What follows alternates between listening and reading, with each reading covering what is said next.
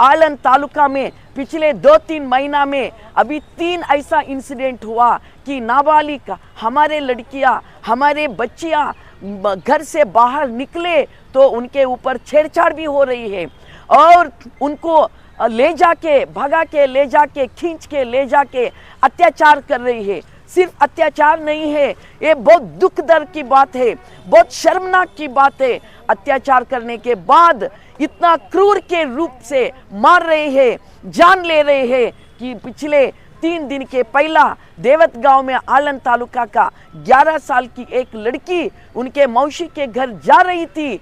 इतना नजदीक घर था, सिर्फ 2 किलोमीटर था कि वहां वो लड़की को खींच के ले गए। कौन ले गए? पकड़ो, ये आज हमारा आग्रह कर रहे हैं। और उनके ऊपर अत्याचार हुआ और उनको मार के कुएं में डाल दिया। 3 दिन के बाद कि पानी के ऊपर तैरने का शव मिला, उसके बाद सबको पता चला बच्ची के ऊपर ऐसा हुआ है।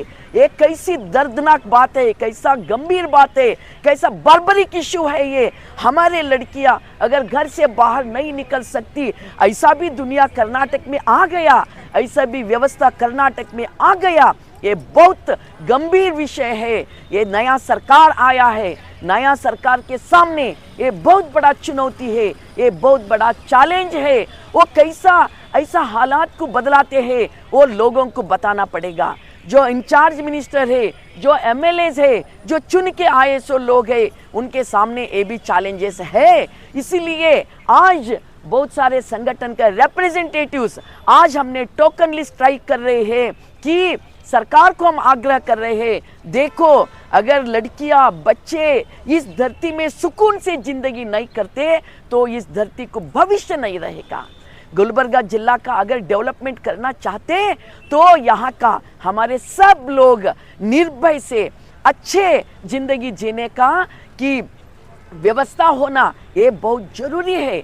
मगर अगर लड़कियों के ऊपर ऐसा होता तो कितना भय पैदा होता, आपको मालूम होता, मेरा समझ में आता ऐसा। इसीलिए हम आज आग्रह कर रहे हैं, जो लोग अत्याचार करे हैं, हत्या करे हैं, उनको जल्द से जल्द पकड़ो।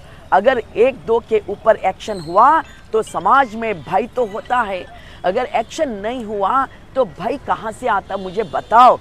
12th सेंचुरी में बहुत सारे हमारे शरण और संत लोगों ने कहा कि महिला और पुरुष बराबर है, कोई भेदभाव नहीं है। विवेक के लिए, ज्ञान के लिए, नॉलेज के लिए पुरुष और महिला का कोई अड्डा नहीं होता, कि उसका कोई ये नहीं है, ऐसा हमारे शरण लोग कहते हैं। मगर आज भेदभाव आ गया, महिलाओं के ऊपर, लड़कियों के ऊपर, दलितों के ऊपर, गरीबों के ऊपर अत्याचार हो रही है, जुल्म हो रही है, हत्या हो रही है। ये बंद करने का जिम्मेदारी गवर्नमेंट के ऊपर है। और हमारे जिला का आडಳಿत में 2 इम्पोर्टेंट महिला है, एक है जिलाधिकारी डीसी, दूसरा है एसपी मैडम, दोनों महिला है। हमें इस बात का गर्व है, हमारे महिला की ऊपर तक पहुंच रहे हैं, पॉलिसी मेकिंग प्लेस तक पहुंच रहे हैं। मगर उसके साथ साथ हम उम्मीद करते हैं कि उन्नूर रहने का इस जिला में हमारे महिला, बच्चे, गरीब, सब लोगों, अल्पसंख्यक, दलित, सब लोगों को रक्षा करना उनका ही जिम्मेदारी बनती है। लोग अमन और चैन से जिंदगी करना ये उनका हक है। उस हक को संरक्षण करना सरकार की और डिस्ट्रिक्ट एडमिनिस्ट्रेशन की जिम्मेदारी बनती है। एक्शन करो और योजना करो और आगे का दिन में, भविष्य में कि लिंग भेदभाव नीति को मिटाने के लिए कुछ करो, हम आपके साथ हैं। अगर नहीं करे तो हमारे लड़ाई तो रहना है। ये आग्रह करने के लिए आज हमने यहाँ डीसी ऑफिस पहुँचे हैं।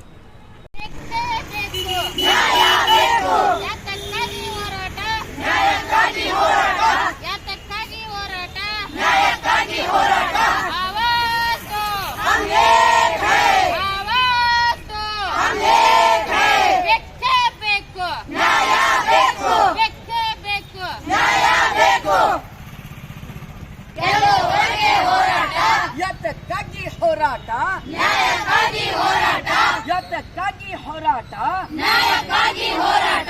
ಮಕ್ಕಳ ಮೇಲಿನ ಅತ್ಯಾಚಾರ ಮತ್ತು ಕೊಲೆ ನಿಲ್ಲಲೇಬೇಕು, ನಿಲ್ಲಲೇಬೇಕು, ನಿಲ್ಲಲೇಬೇಕು. ಘನತೆಯ ಬದುಕು ಮಕ್ಕಳ ಹಕ್ಕು, ಮಕ್ಕಳ ಹಕ್ಕು, ಮಕ್ಕಳ ಹಕ್ಕು. ಸಮತೆಯ ಬದುಕು ಮಕ್ಕಳ ಹಕ್ಕು. ಹಕ್ಕು